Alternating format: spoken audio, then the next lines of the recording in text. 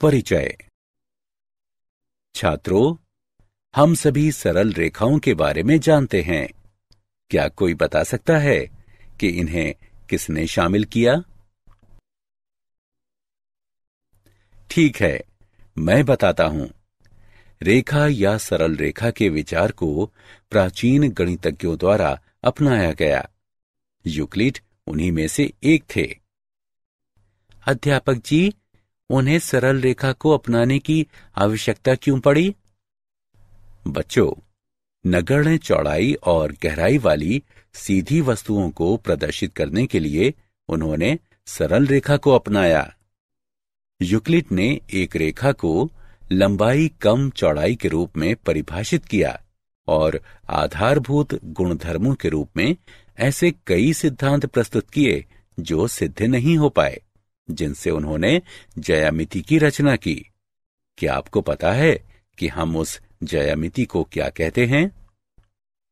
Euclid ज्यामिति। बच्चों, नगण्य चौड़ाई और गहराई वाली सीधी वस्तुओं को प्रदर्शित करने के लिए उन्होंने सरल रेखा को अपनाया। यूक्लिड ने एक रेखा को लंबाई कम चौड़ाई के रूप में परिभाषित किया और आधारभूत गुणधर्मों के रूप में ऐसे कई सिद्धांत प्रस्तुत किए जो सिद्ध नहीं हो पाए, जिनसे उन्होंने ज्यामिति की रचना की। क्या आपको पता है कि हम उस ज्यामिति को क्या कहते हैं? शाबाश, हाँ, तुम सही हो। यूक्लिड ज्यामिति। लेकिन आधुनिक गणित में रेखा की अवधारणा का उस तरीके से गहराई से संबंध है जिसके अनुसार ज्यामिति की व्याख्या की जाती है। उदाहरण के लिए, वैश्लेषिक ज्यामिति में तल में एक रेखा को प्रायः उन बिंदुओं के समूह के रूप में परिभाषित किया जाता है जिसके निर्देशांक दिए गए रैखिक समीकरण को संतुष्ट करते हैं। लेकिन आपतन ज्यामिति में एक रेखा स्वतंत्र वस्तु हो सकती है जो उन बिंदुओं के समूह से अलग होती है जो इस पर स्थित होते हैं। आइए सरल रेखाओं के बारे में और जानें।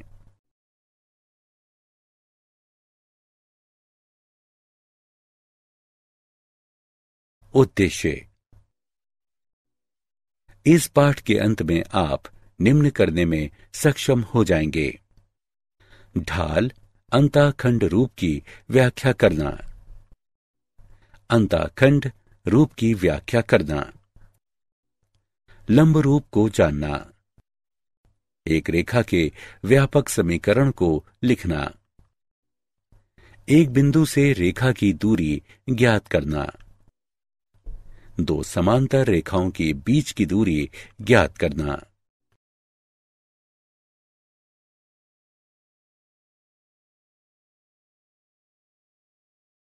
ढाल अंताखंड रूप। किसी रेखा के समीकरण को प्रदर्शित करने के लिए शायद ढाल अंताखंड रूप का प्रयोग सबसे अधिक किया जाता है।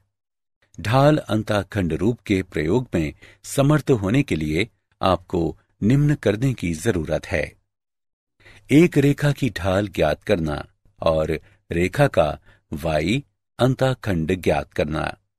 सामान्यतः ढाल अंताखंड रूप में निम्न सूत्र को माना जाता है।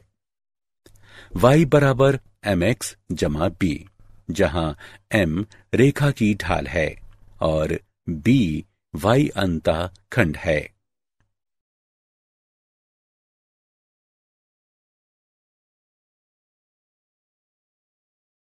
ढाल अंताखंड रूप का उदाहरण। उस रेखा का समीकरण ज्ञात करें जो y अक्ष को मूल बिंदु से ऊपर 2 इकाई की दूरी पर काटती है और x अक्ष की धन दिशा के साथ 30 डिग्री का कोण बनाती है। हल। ज्ञात है कि यदि हम m ढाल वाली कोई रेखा y अंताखंड बनाती सी है तो रेखा के समीकरण को y बराबर mx जमा c के रूप में व्यक्त किया जाता है। यहां c बराबर 2 और m बराबर tan 30 डिग्री, जो कि 1/वर्गमूल 3 के बराबर है, इस प्रकार दी गई रेखा का अभीष्ट समीकरण है y बराबर x बटे वर्गमूल 3 जमा 2। इसे हल किया जा सकता है x घटा वर्गमूल 3y जमा 2 वर्गमूल 3 बराबर 0।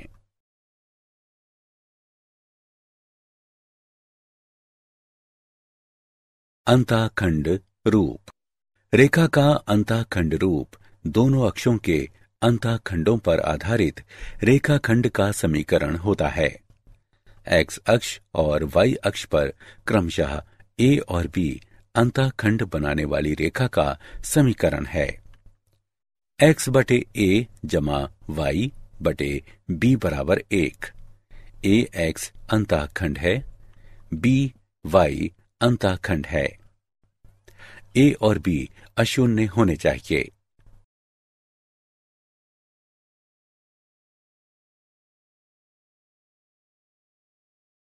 लंब रूप। किसी रेखा के समीकरण को निर्धारित करने की विधियां सामान्यतः रेखा पर एक बिंदु या बिंदुओं के बारे में किसी जानकारी पर निर्भर करती हैं। लंब रूप एक ऐसी विधि है जिसमें रेखा के किसी भी बिंदु के बारे में पहले से जानकारी की जरूरत नहीं होती है। रेखा के बारे में इसकी मूल बिंदु से दूरी तथा लंब और x अक्ष के बीच का कोण ज्ञात होता है, जहां कोण को x अक्ष की धन दिशा से वामावर्त मापा जाता है। एक सरल रेखा के समीकरण का लंब रूप है x cos अल्फा जमा y sin अल्फा घटा p बराबर 0, जहां अल्फा x अक्ष से रेखा पर मूल बिंदु से लंब के बीच का कोण है तथा p लंब की लंबाई है।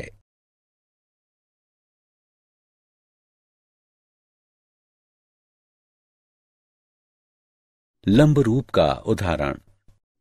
उस रेखा का समीकरण ज्ञात करें जो मूल बिंदु से 5 इकाई की लंबवत दूरी पर है और लंब द्वारा धन x अक्ष के साथ निर्मित कोण 30 डिग्री है। आइए इसे हल करते हैं। यदि p मूल बिंदु से रेखा पर डाले गए लंब की लंबाई है तथा ओमेगा लंब द्वारा x अक्ष की धन दिशा के साथ निर्मित कोण है, तो रेखा के समीकरण को इस प्रकार व्यक्त करते हैं x cos ओमेगा जमा y sin ओमेगा बराबर p। यहां p बराबर 5 इकाई और ओमेगा बराबर 30 डिग्री। इस प्रकार दी गई रेखा का अभीष्ट समीकरण है x cos 30 डिग्री जमा y sin 30 डिग्री बराबर 5। इसे हल किया जा सकता है x वर्गमूल 3 जमा y बराबर 10।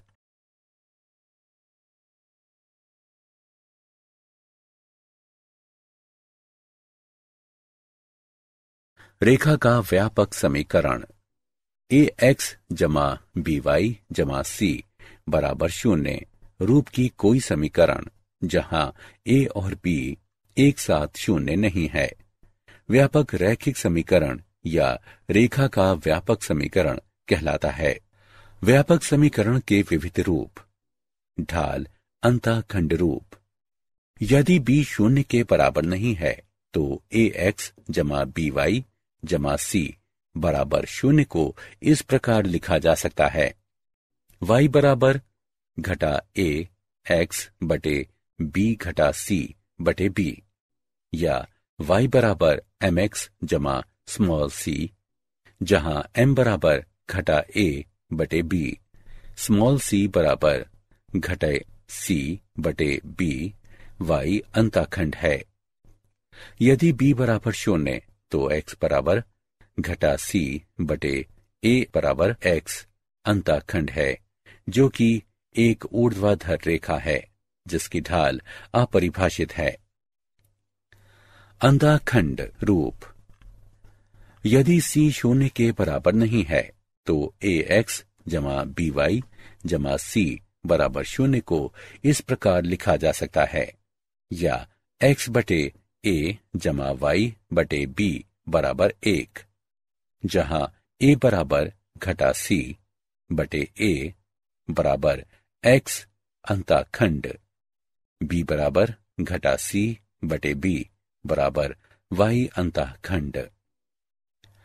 यदि c बराबर 0 तो ax जमा by जमा c बराबर 0 को इस प्रकार लिखा जा सकता है, ax जमा by बराबर 0, जो मूल बिंदु से जाने वाली एक रेखा है और इसलिए अक्षों पर 0 अंतःखंड है। लंब रूप। मान लें x cos ओमेगा जमा y sin ओमेगा बराबर p। समीकरण ax जमा by जमा c बराबर 0 या ax जमा by बराबर घटा c के द्वारा प्रदर्शित रेखा का लंब रूप है। इस प्रकार दोनों समीकरणें समान हैं और इसलिए a बटे cos ओमेगा बराबर b बटे sin ओमेगा बराबर घटा c बटे p। इससे हमें प्राप्त होता है cos ओमेगा बराबर घटा ap बटे c और sin ओमेगा बराबर घटा bp बटे c। और अब sin वर्ग ओमेगा जमा cos वर्ग ओमेगा बराबर घटा ap बटे c पूरे का वर्ग जमा घटा bp बटे c पूरे का वर्ग बराबर 1, या p वर्ग बराबर c वर्ग बटे a वर्ग जमा b वर्ग, या p बराबर जमा घटा c बटे a वर्ग जमा b वर्ग का वर्गमूल।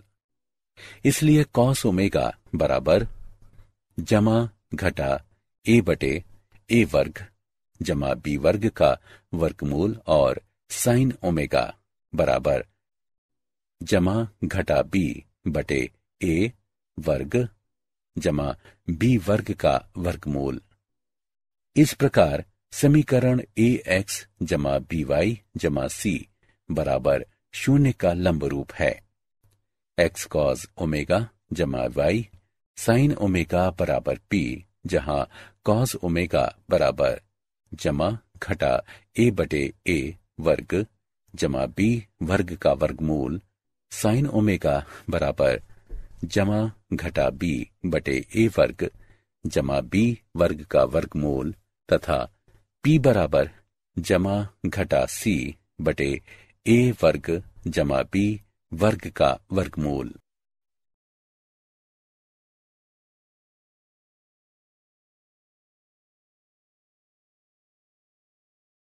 रेखा के व्यापक समीकरण का उदाहरण 3x घटा 4y जमा 5 बराबर 0 को सभी रूपों में व्यक्त करें। हल। ढाल अंतःखंड रूप y बराबर 3 बटे 4x जमा 5 बटे 4, जहां m बराबर ढाल बराबर 3 बटे 4, c बराबर 5 बटे 4 अर्थात y अंतःखंड। अंतःखंड रूप 3x घटा 4y बराबर घटा 5, 3x बटे घटा 5 जमा 4y बटे 5 बराबर 1, x बटे घटा 5 बटे 3 जमा y बटे 5 बटे 4 बराबर 1 अंतःखंड रूप। x अंतःखंड बराबर घटा 5 बटे 3, y अंतःखंड बराबर 5 बटे 4। लंब रूप 3x घटा 4y बराबर घटा 5 घटा 3x जमा 4y बराबर 5, 5 से भाग करने पर घटा 3x बटे 5 जमा 4y बटे 5 बराबर 5 बटे 5 बराबर 1। x cos अल्फा जमा y sin अल्फा बराबर p, p 0 से अधिक है, जहां cos अल्फा बराबर घटा 3 बटे 5 sin अल्फा बराबर 4 बटे 5 P बराबर 1।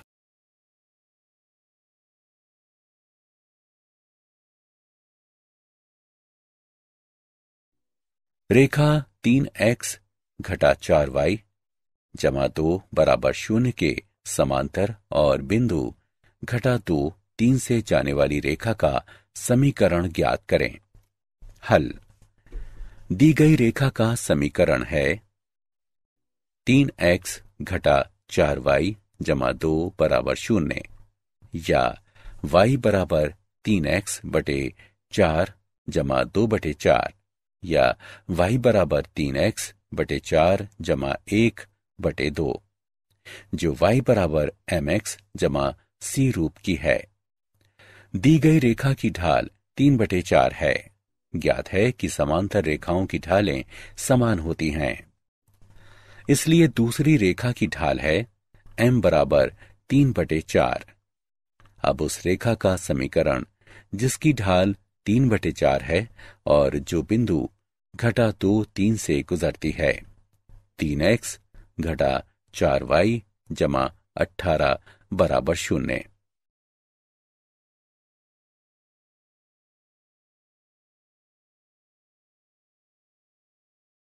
एक बिंदु की रेखा से दूरी। एक बिंदु की रेखा से दूरी बिंदु से रेखा पर डाले गए लंब की लंबाई होती है। एक रेखा ax जमा by जमा c बराबर 0 की बिंदु x1 y1 से लंबवत दूरी d को इस प्रकार व्यक्त करते हैं। d बराबर ax1 जमा by1 जमा c का मापांक बटे a वर्ग जमा b वर्ग का वर्गमूल।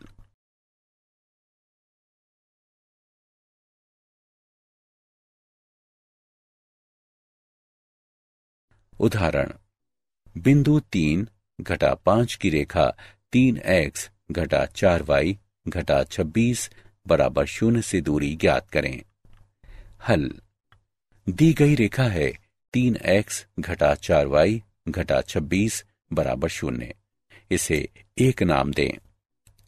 1 की तुलना रेखा के व्यापक समीकरण ax जमा by जमा c बराबर 0 से करने पर हमें प्राप्त होता है a बराबर 3, b बराबर घटा 4 और c बराबर घटा 26। दिया गया बिंदु है x1 y1 बराबर 3 घटा 5। दिए गए बिंदु की दी गई रेखा से दूरी d 3 बटे 5 है।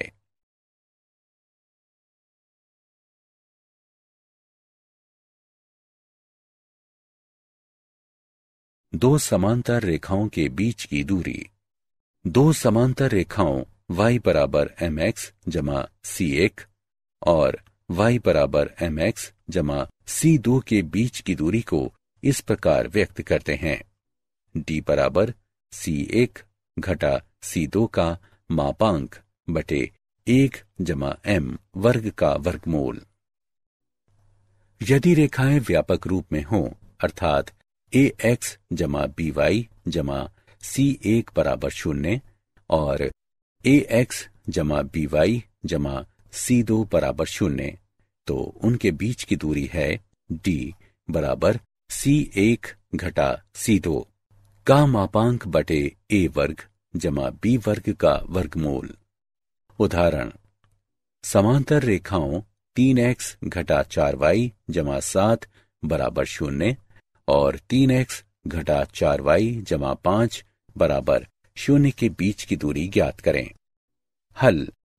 यहां a बराबर 3, b बराबर घटा 4, c1 बराबर 7 और c2 बराबर 5, इसलिए अभीष्ट दूरी है d बराबर 7 घटा 5 का मापांक बटे 3 वर्ग जमा घटा 4 वर्ग का वर्गमूल बराबर 2 बटे 5।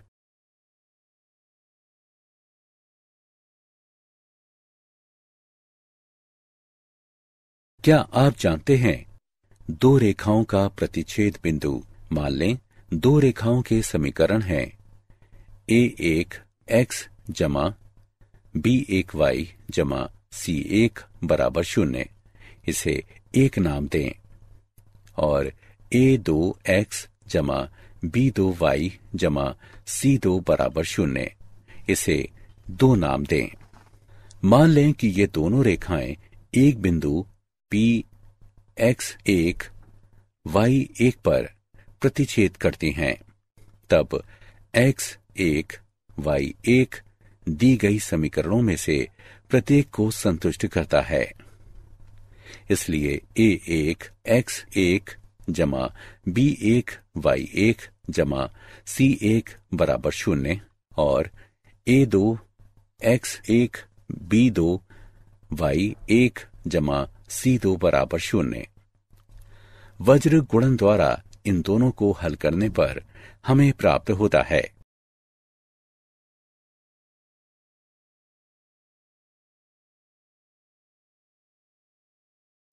यहां 1 और 2 के प्रतिच्छेद बिंदु के निर्देशांक हैं। सारांश। आइए हमने जो कुछ सीखा है उसे संक्षेप में दोहराएं। M ढाल वाली रेखा पर बिंदु x, y और y अंतःखंड C रेखा पर स्थित होते हैं। यदि और केवल यदि y बराबर mx जमा c हो। यदि M ढाल वाली एक रेखा x अंतःखंड D बनाती है तो रेखा का समीकरण y बराबर m गुणा x घटा d होता है। x और y अक्ष पर क्रमशः a और b अंतःखंड बनाने वाली एक रेखा का समीकरण x बटे a जमा y बटे b बराबर 1 होता है। मूल बिंदु से लंब दूरी p तथा लंब और धन x अक्ष के बीच ओमेगा कोण वाली रेखा के समीकरण को x cos ओमेगा जमा y sin ओमेगा बराबर p द्वारा व्यक्त किया जाता है। ax जमा by जमा c बराबर 0 रूप का कोई समीकरण जिसमें a और b एक साथ 0 न हो व्यापक रैखिक समीकरण या एक रेखा का व्यापक समीकरण कहलाता है।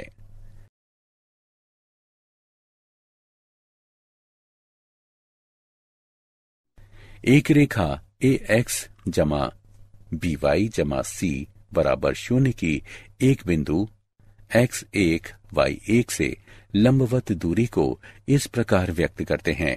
समांतर रेखाओं ax जमा by जमा c1 बराबर 0 और ax जमा by जमा c2 बराबर 0 के बीच की दूरी को इस प्रकार निरूपित करते हैं।